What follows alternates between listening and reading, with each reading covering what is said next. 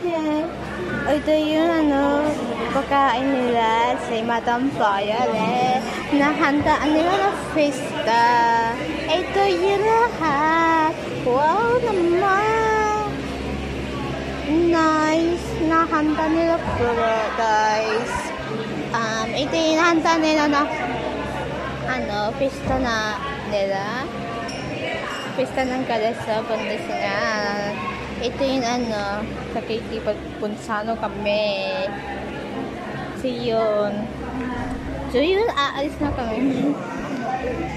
Nakakaya naman, nakalevel pa na yun.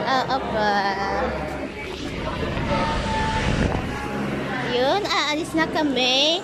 Saan?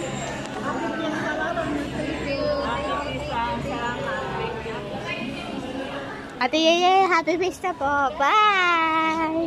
Ate Yeye!